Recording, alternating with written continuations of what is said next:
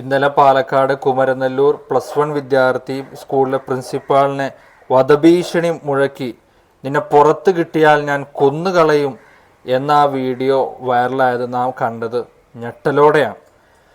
ഞാൻ വിചാരിച്ച ആ കുട്ടി ലഹരി നുണഞ്ഞുകൊണ്ട് പറയുന്നതാണെന്നാണ്. പക്ഷേ യാഥാർത്ഥ്യം ആ കുട്ടിയുടെ മൊബൈൽ ഫോൺ പിടിച്ചു വച്ചു പ്രിൻസിപ്പാൾ. അതായിരുന്നു ഇമോഷണലായിട്ട് ആ കുട്ടി അങ്ങനെ പറയാനുള്ള കാരണം. യാഥാർത്ഥ്യമാണ്.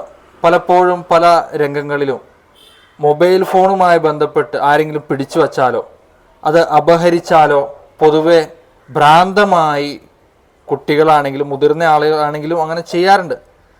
ഞാൻ ഇവിടെ ആ കുട്ടിയെ ന്യായീകരിക്കുകയല്ല, മറിച്ച് ഏത് കുട്ടികളാണെങ്കിലും അധ്യാപകനുമായി അതവ് ഡിസിപ്ലിൻ പാലിക്കണമെന്ന പൊതു തത്വമാണ്.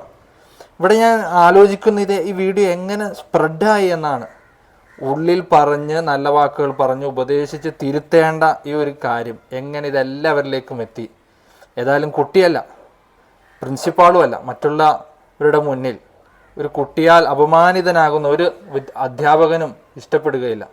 അതുകൊണ്ട് ഇനിയെങ്കിലും നാം ആ ഒരു വീഡിയോ കുട്ടിയുടെ ഇനി നീണ്ട ഈ ഭാവിയെ ഓർത്തെങ്കിലും നാം ഷെയർ ചെയ്യാതിരിക്കുക.